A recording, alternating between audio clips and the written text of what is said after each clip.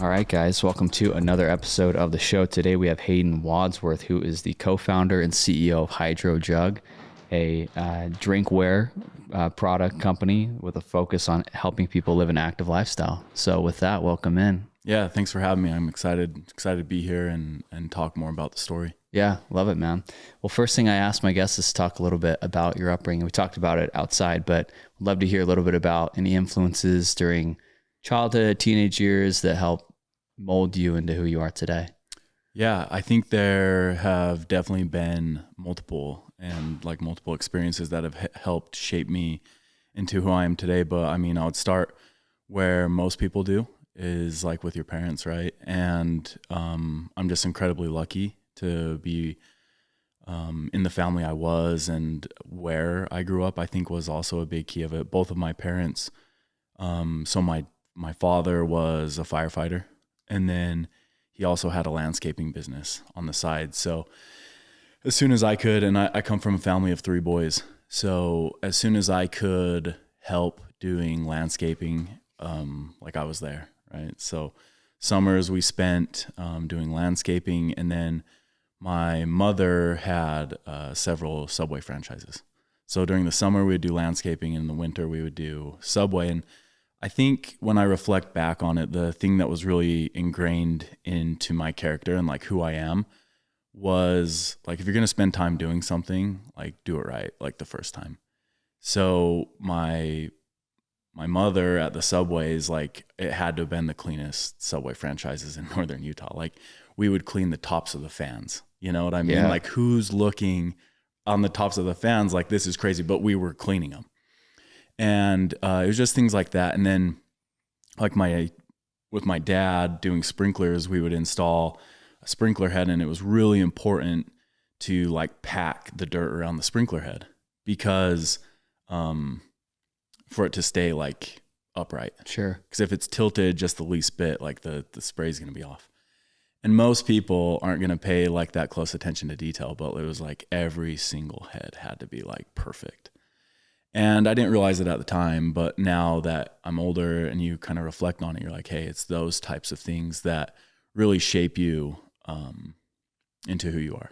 So I was really, really fortunate to grow up in an entrepreneurial home, and a home that taught like good values and principles. Yeah, love it, man. I mean, I think sounds like dedication to hard work, attention to detail from your parents, and then just seeing like, starting a Subway franchise, starting a landscaping company. I mean, there's a lot that goes into those. So that's great. Well, then for you, I mean, tell us a little bit about your transition, high school, seeing your parents, do what they were doing in their realm, and then going into college. I read that you went to, was it Weber State? Okay. Yeah. What was your mindset kind of going into school with that background? Yeah. So, pretty interesting, and still like highly influenced by my parents. So I served a 2-year mission, and I got home, and I went to Weber State University, and I went to like 1 semester as like a full-time student. And the next semester I was working full-time, and I took night classes, and I didn't take out like any student loans or anything like that. I had a small scholarship. But I think that's like, again, like influenced by my parents. It's like, don't take any unnecessary debt. It's like, it's work hard, do as much as you can. So I would work a 9 to 5, and I was working at Market Star at the time. And then I would go to class from 5 to like 8. So it was like all day thing, and it was constant. Like I didn't have time. Like my buddies would be like, hey, we're meeting to play basketball, or we're going to do XYZ this weekend. We all want to get together and go out. And it was like I have to study for exams. Like that's when I do my exams, are on Saturday, right?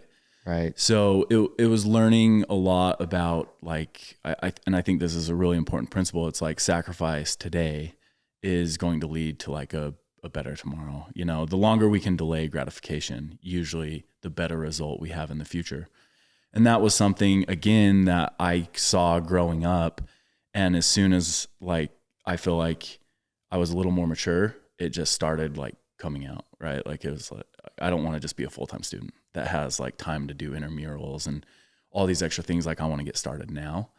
And yeah, I mean, you sacrifice a lot, but I think it's worth it, like long term. Yeah, So. and I think that's pretty unique because I mean, going into BYU, a lot of people are there to kind of have fun and not have that. It takes a certain person, I think, certain upbringing to have that mentality to shift and be like, yeah, I'm going to take my exams on Saturdays, and maybe I'm not going to go to the dance or the whatever. But yeah, short term pain, long term gain. So that's a great mindset. So what did you end up studying at Weber? I did accounting. You did accounting. Yep. Okay. Yeah. So I got my undergrad in accounting, and then I ended up getting my MBA a little bit later from SUU. SUU. Yeah, that's right. Okay, cool. So you're at, what was the name of the group that you were working, Morningstar or Market Star. Market Star. What was your role there during college? It was just an inside sales rep. So Market Star is like a outsourced sales company.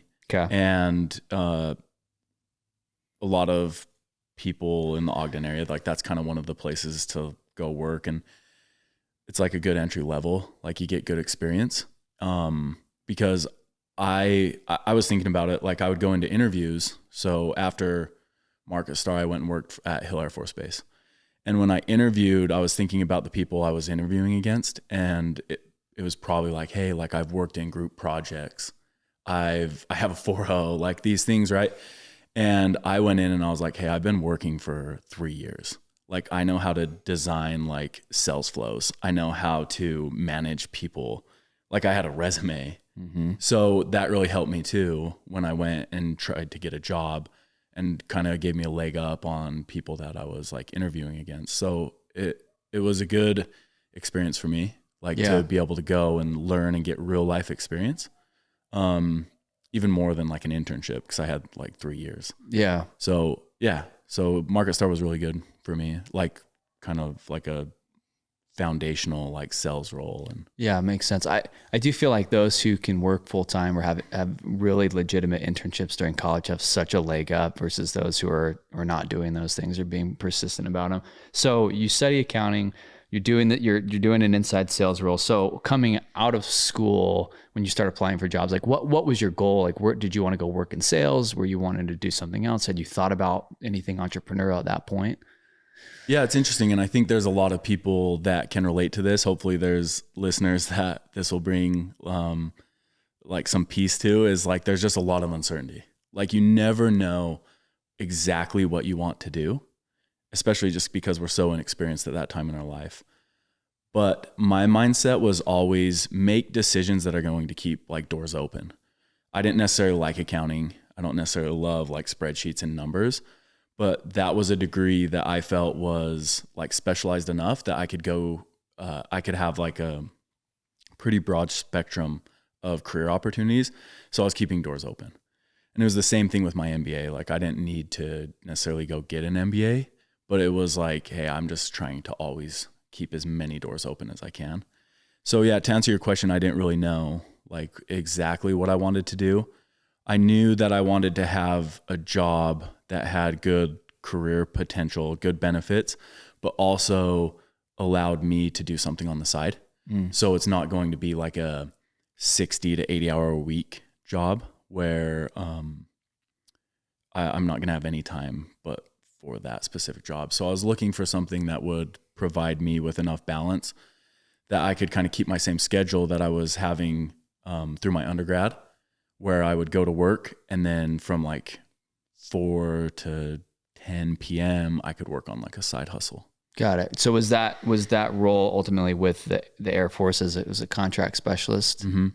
Did that kind of give you that flexibility in terms of your schedule to be able to think about things on the side? Yeah. So like when I thought about like government work, it's a job that has a lot of work-life balance and then a lot of benefits too. So like I had really good health insurance. I had a good career path. So if I needed to stay there like long-term, I would have been able to provide for my family. And then also, I mean, you have like, that's part of like the benefits is like a lot of days off, you know, good schedule. So it kind of fit, it fit what I was looking for. Cool. And what does a contract specialist do? What was your role at the Air Force? Yeah. So when you think about how the government operates, almost everything is contracted. So like if you take like the A-10, which is old, like fighter jet. There's there was a contractor that built it, and then there's contractors that service it. There's contractors that build the parts, so you're basically building, you put bids out, contractors will bid on them, and then you prepare like all the documentation and go through the process of awarding that contract that, so they'll perform like a good or a service. Got it. Yeah, it makes sense. Cool. So you're at the Air Force. You kind of have, it sounds like, some time on your hands between your schedule. When did you start thinking about starting a company at that point? I always wanted to start my own business. Like it was, like I said, it was kind of ingrained in me from a young age. It was like, hey, I need to do something. Cause like my dad, he had his fireman, but he had something on the side. My mom was a stay-at-home mom, but she had the Subways. So it was always like, and my mom, her parents were first generation Italians.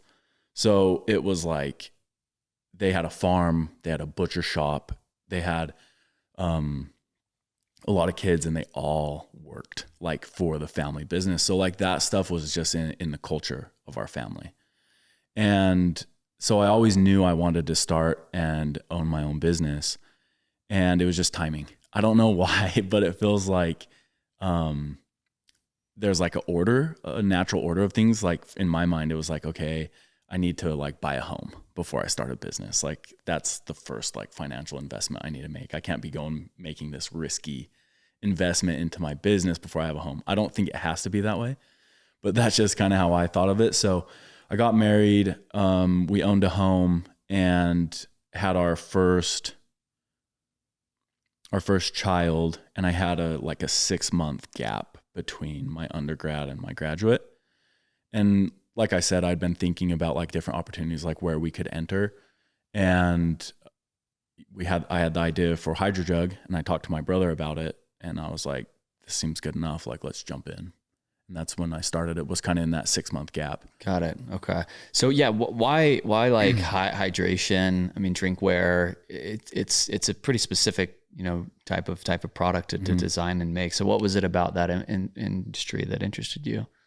For me, so I was always interested kind of in the fitness space, and I saw a lot of opportunity on social media. Like I think social media really accelerated and expanded like the fitness industry. Like I think before social media, and I think about the companies that were selling protein, it was like companies you've never heard of. Right.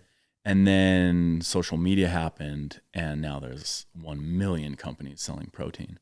So it really accelerated the growth of that segment. Like it made it an actual segment that I think you can invest into. And I saw a lot of influencers kind of starting their own brands with the platform they created on social media. And I thought like, this doesn't seem like rocket science. And we had the idea for the half-gallon jug because people were already carrying around milk jugs. Yep. So the use case was there, and it was a crappy product that we could make improvements on. So the opportunity was there. And that's kind of where we just said, this is where we want to go. It wasn't necessarily like, oh, I'm like super interested in this or have a passion about this. But at the end of the day, I'm passionate about business. And, but yeah, that's kind of what stemmed us into hydration. Yeah, makes sense. So you have this idea, you see a need in the market. What was the first 6 months to a year like for you guys in sort of design and getting capital to, put in orders and on that whole process? What was that like? Yeah, it's interesting because like I didn't have any experience in like starting a business. I didn't work at a marketing agency. I didn't work for like a private equity shop. Like I had no idea about consumer packaged goods or like where to start. So there was a 3D print shop actually in, it's called Business Depot Ogden, where we are now. And I started my journey there. That's kind of where I was like, hey, I need some help like designing this product. I have the idea. And they kind of just led me down the road. They were like, before we can print something, you need like an industrial designer that's going to design a CAD file of your product. So then I had to find an industrial designer. And the industrial designer told me, hey, you need a manufacturer and you're going to need tooling and it's going to require X amount of capital. And then that led me down that road. So it was just a lot of like being scrappy and finding out like what's next and just going, up 100%. So that was kind of the journey. It took us about 6 months before we got our first products in and started to sell them. Got it. Okay. And I mean, you mentioned it's going to take some capital to do the tooling and make your orders. So did you guys just come up with that out of your pockets, or did you have to go raise money, or what was that like? Yeah, we just paid for it out of pocket. So I had a little bit of savings from working full time. Mm-hmm. I was able to put some away. And then my first home had an apartment in like the basement. So I didn't really have a mortgage. So I was able to save some money. And then my brother also, he lived at home. He was going to school. So he had a little bit of money too. And I was just like, hey, I opened this account. We're going to buy these bottles, like transfer all the money you have into this account. Yeah. And we just went from there. And you mentioned your brother, his name's Jake, right? Mm-hmm. Yeah. What's that been like? How did you guys initially structure the company? Was it like, hey, we're going to be 50-50 in this thing and everyone's going to do everything? Like, how did you guys think about roles and responsibilities? Yeah, it was really kind of just organic, like how it evolved. We based the equity off of the initial investment. So it was like, hey, I have X amount of money, you have X. And it put us pretty close. It's like 60-40. Got it. And he worked on all of the like order fulfillment. So we brought these bottles in from China and stored them in my parents' detached garage. And he would go to school and fulfill like the 6 orders we had a day. Mm-hmm. And he had to figure out like how to, we had to get a Dymo printer. We had to run ShipStation. It connected into, we had a Squarespace store in the beginning. And he ran that side. And then I did everything I could do from my phone and like, 'cause I had at my desk job. So anything that I could do, like marketing, social media stuff, content. So I had to learn how to use a camera, how to use Photoshop. And it was just like that. It was like, hey, I'll kind of do these things, you do these. And it's just what made sense. Yeah, that makes sense. It makes sense. So yeah, 6 months in, you get your first product, you're starting to sell some stuff. I mean, what was it, an immediate success? Was it like, oh my gosh, is this going to work? Like how did sales go? How was marketing for that first year or so?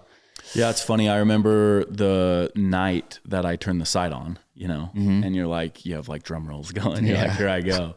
And it's just crickets. Yeah. Right. You're like, right. What the heck? But no, it was good. We, the first year was 100% just influencer marketing. And during that time, so in 2017, almost everybody wanted to be a fitness influencer. So we could go to these people that had followings, or they were personal trainers or whatever it was, and we'd pay them a 10% commission. So we didn't really have to front any marketing dollars. It was all just on a commission based. Mm-hmm. And that's how we grew the first year.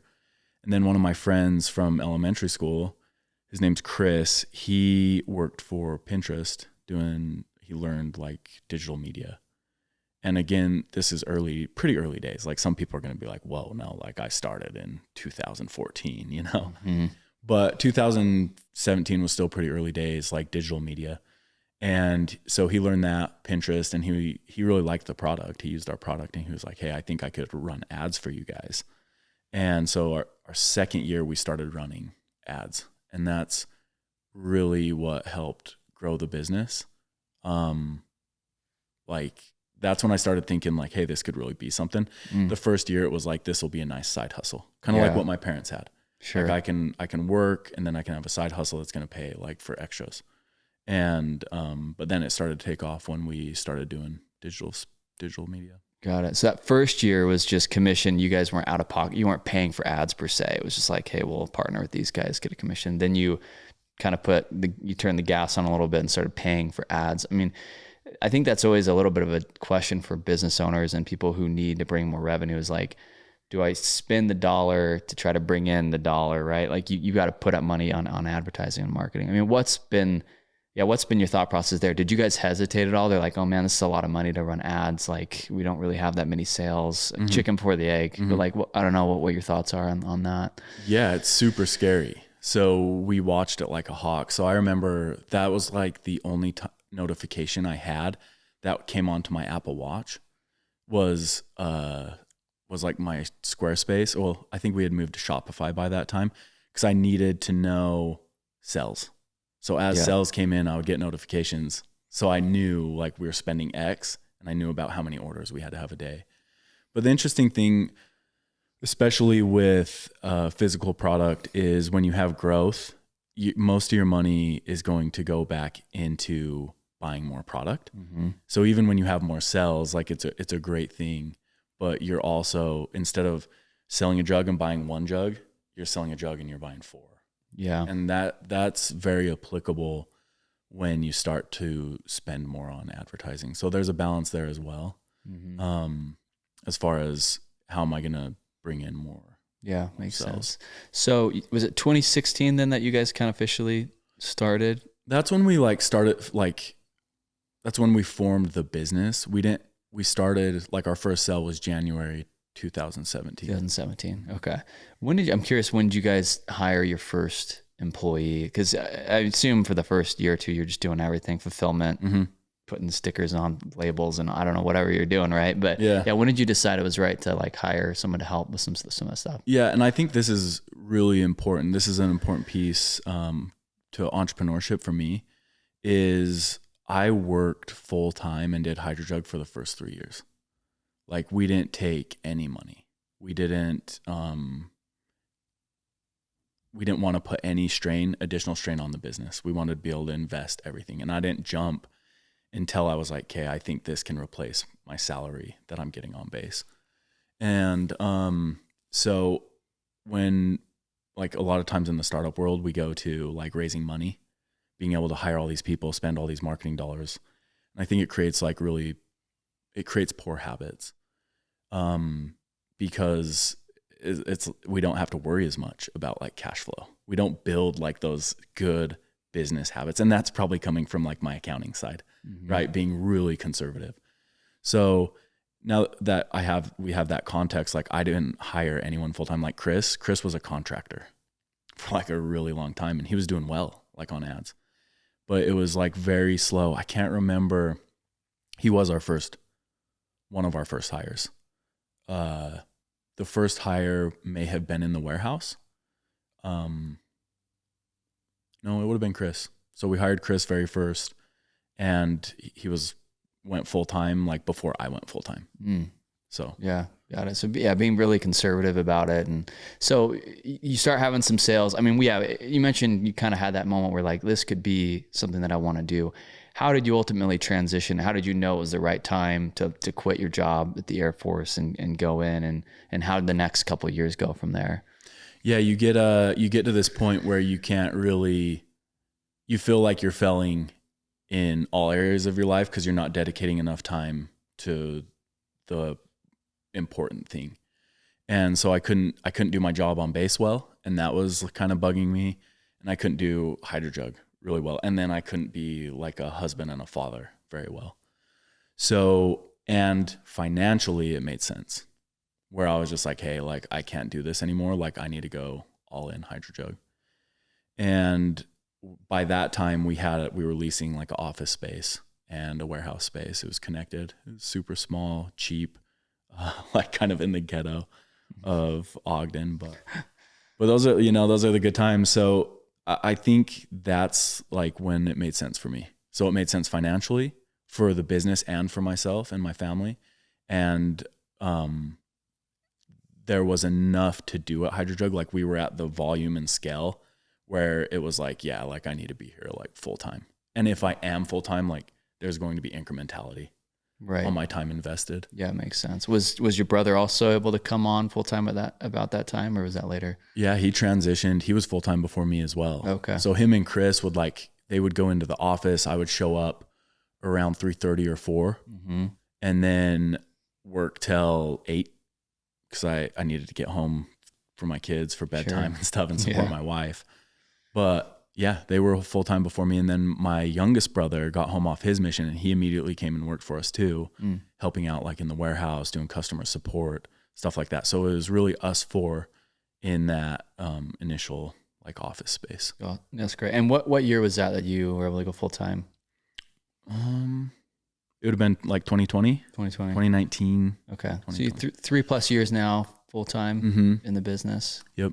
Yeah. And where have you guys gone since then? I mean, has it kind of been like a steady organic growth, or like how has it been like up and down? Like what's it been for you guys the last few years? Yeah, the first 5 years of the business were just like straight up. Like you think about like the trend of the market in e-commerce. So we started spending on digital ads, and that continued to grow. We built out like our product strategy, and that helped fuel the fire.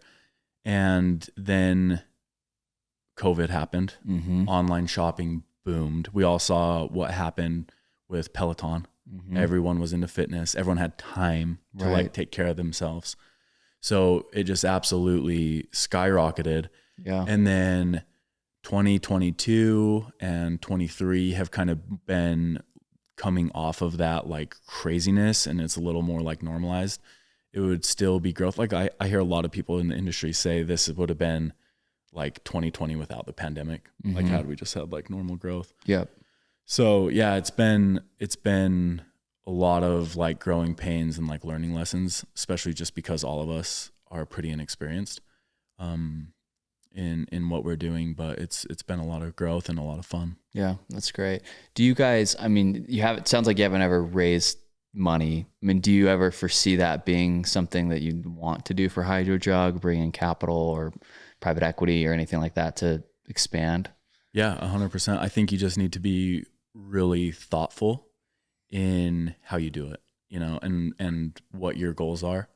For me, I don't love like a minority type investment. Mm-hmm. It's more my business is positioned, and it's at the time where I can extract the most value, sell a majority of the business, and take like a minority role in the business. And that's just how I kind of look at it based on where I want to go and like what my strategy is. But I think that's kind of how I view it, more like a private equity type relationship or a strategic. Mm-hmm. So that's more kind of my style when it comes to that. Yeah, makes sense. And what is your role right now, Hayden? I mentioned CEO, co-founder, but like, what's your kind of day-to-day look like? How are you operating? Yeah, so I'm still pretty involved. We try to keep a pretty lean team, and so I'm pretty involved in marketing, content, and like the brand side of things. I'm involved in product and the operations side, and then like finance and legal. I do have like team members I work with on all those things, and they do a great job, but I'm still like, those are kind of like the things that I oversee day to day. Makes sense. Cool. And what do you think is the future for HydroJug? I mean, you guys are 7 years in, about like, we talked about private equity, but like what do you think for the next 5 years for you guys? How's that look? Yeah. I mean, I hope that there's like an exit somewhere in there. Mm-hmm. I look at your business a lot like a stock.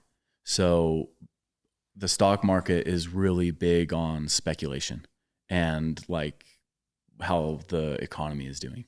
So if I'm trying to trade my stock, I want it to be timed correctly. And there's a little bit of uncertainty right now where like the economy is going to be and everything, but I would think in the next 5 years, we'll probably be in a good spot, and it'd make a lot of sense to have an exit in a transaction. So we're hopeful for that, and we are positioning the business to be ready when that opportunity comes. That's great. And how many employees do you guys have right now? We float between 50 and 60 because like I said, we have a warehouse. Yeah. So we have a warehouse staff and we have office staff. Yeah, sure. And how are you thinking about competition? I mean, I have a Stanley mug. I don't know if those guys compete with you, but like from product diversification, from going from the half-gallon jug to like expanding product line, how is competition? How are you guys thinking about evolving and staying competitive right now? Yeah, it's huge right now. This is a really important topic in CP. When I say CPG, I mean consumer packaged goods. And with what's going on with Amazon, like you can have competitors, in 6 months, like if your product is hot. So you have to be really in tune. But I do like the approach of Jeff Bezos, where he's like, you want to pay more attention to your consumer than your competitors. And I think that's important, but I do keep a really close eye on like what the market is doing and like what competitors are doing. And really my approach from the very beginning has been very product focused. And I think it's a good way to approach any business, whether you're a service business or a hard good business. It's like, I want to have like the very best product. And how do I do that? And like, who is my consumer and how do I best like meet their needs? And that's really our approach. Yeah, makes sense. I mean, so you mentioned the original was the 1/2 gallon jug. That was your first product. Mm-hmm. And now, I mean, you go on your website, you have a bunch of different stuff, but yeah, what was the transition from just single product to going into different, I mean, and how was that process for you guys? Yeah. I mean, you have to do it. It's how you're going to, so our jug is $20, which is a very difficult price point for e-commerce. When you're talking about like it costs however much to acquire a customer on Facebook, in 2017, it was a lot less than it is today. But it's, probably close to $20. People are probably between 15 and 20. And so you have to be thinking of those things. It's like, what add-ons can I sell? Is a jug a very repeatable purchase? And that's when we came out with the sleeve. It was like a neoprene sleeve. A lot of people would ask if it was insulated. So when we'd go to trade shows and stuff. Yeah. So we came out with the neoprene sleeve, but the really interesting part about the sleeve was putting prints on it. So we took a single purchase product, but then the sleeve became kind of like our apparel side of the business, where it's like, this is very repeatable. This is something we can release a new one every month, get people to come back, keep their attention.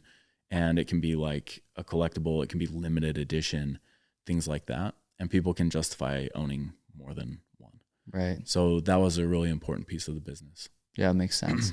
Well, in terms of advice, I mean, on e-commerce, or, just specifically, like if someone wanted to start a brand today, are there any things that you would advise people in terms of either manufacturing or advertising or product market fit? Like, just someone wants to create a product in today's market. Is there anything that you tell them or give advice on? Yeah, I like to start, like I mentioned before, I really like to start with product. So you start with product market fit, and it's like, what solution are you providing? Like, what problem are you solving?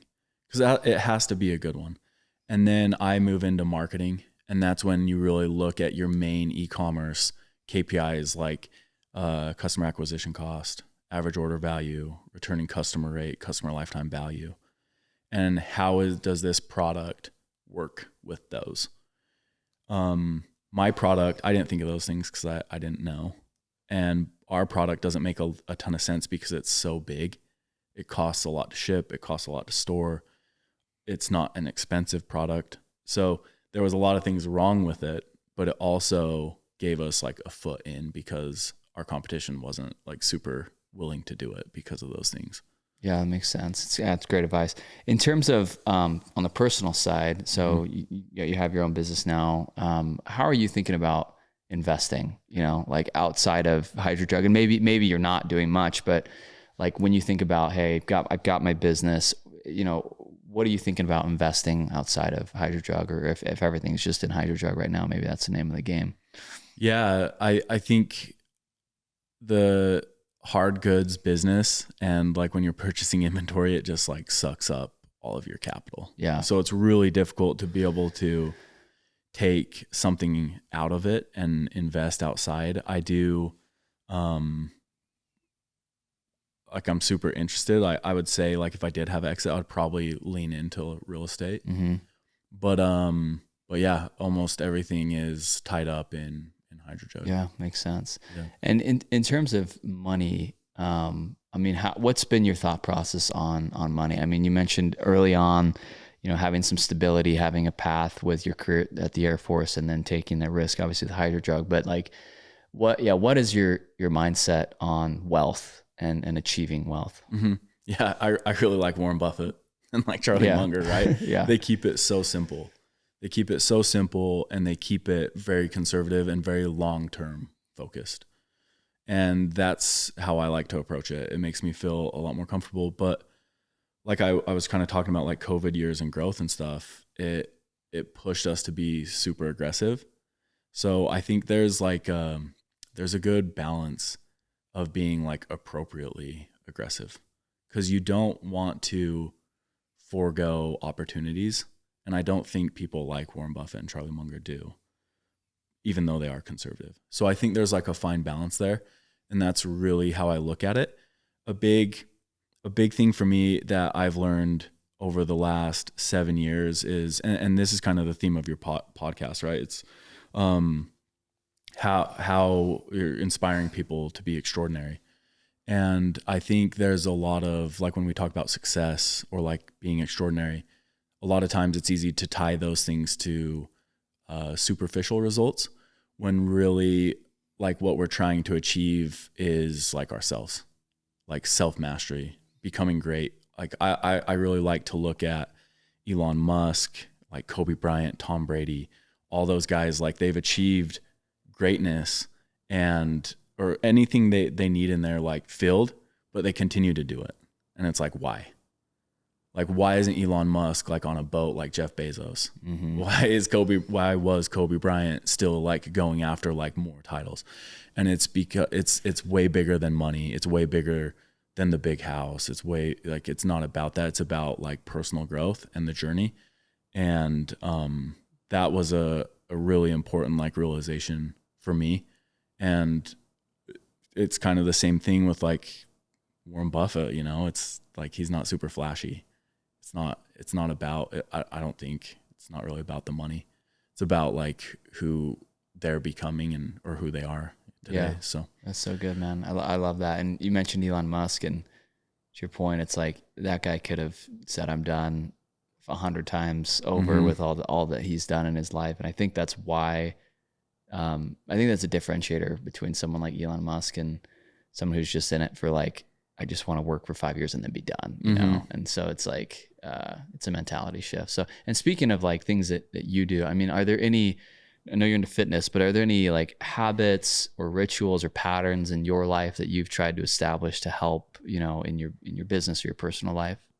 Yeah. So I try to exercise 5 days a week just to be able to, kind of detach from like the transition between work and like going home. So I like to get exercise in. I used to be big on like reading, but it's more, for me at least, it's more about like consuming information. Mm-hmm. So as long as I'm like listening to, I listen to a few audiobooks like at once, or podcasts, or whatever it is. And it's great because you can really maximize your time. Like if you're on a run or you're in the car, like whatever it is, if I'm reading, it usually feels like it's taking away from something else. So I like to use that time to like just consume as much applicable information as possible for like what I'm doing. And then I do like to also like meditate and have like 10 minutes where you can just take a step back and really think about what you're doing and have intent in those things that you're doing. Yeah, that's great. Those are important for me. Yeah, love that.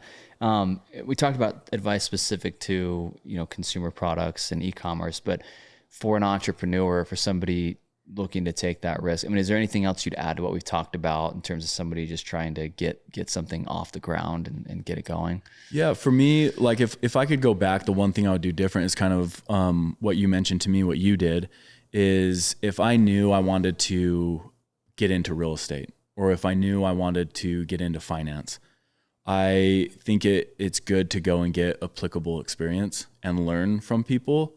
Like if I had known like I was going to get into consumer packaged goods, I would have went and worked at like a marketing firm, you know, and then I could have met people that have done their own business. I could ask them questions. I could have learned how they source stuff from China, and it would have saved me a lot of pain and money. So I think getting that experience up front before you dive in is super important. And that's something I kind of skipped, but there's really no like one right formula. I think I get online and you see people speaking in like such a matter of fact tone and way, and there's no one right way to do life or like business. There's a million different ways you can do it. I think if you look at the people that are best at it, you'll find like underlying patterns and you can implement those patterns, but it's not like there's laws X, Y, Z, you have to do it like this way. It's more about discovering how you need to do it and taking the principles, like the principles are good, and applying those to like for what your product or service is going to be. Yeah. So good, man. I think that's great. And last question, I asked this to all my guests, Hayden, is talking about like success, and there's the book, Clayton Christensen, How You Measure Your Life. You seem like a very thoughtful, well-rounded individual, but like, how do you think about success? Like at the end of the day, like how are you trying to measure your life and be successful? Yeah, when I think about it, and this again, like this has evolved over time for me. In the beginning, it probably was about what I have or don't have. For me, it's really about like greatness in the areas of my life that are important to me.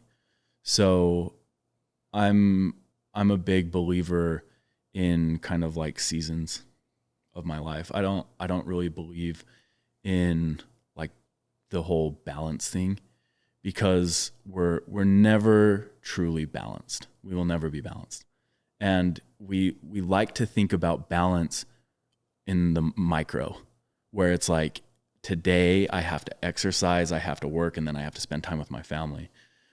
I like to look at it on the macro of like, if I'm going to live till I'm 80 or 90, this part of my life is going to be learning. This part of my life is going to be work. And this part of my life is going to be enjoyment. And that's balance. So I think it's really important to approach it like that. And for this stage in my life, the things that are really important to me, I want to be great at them. And if I can have the self-mastery to be great, that's success. And I can get through the difficult times, and I can think through and like stay present in what I'm trying to achieve. That's like success.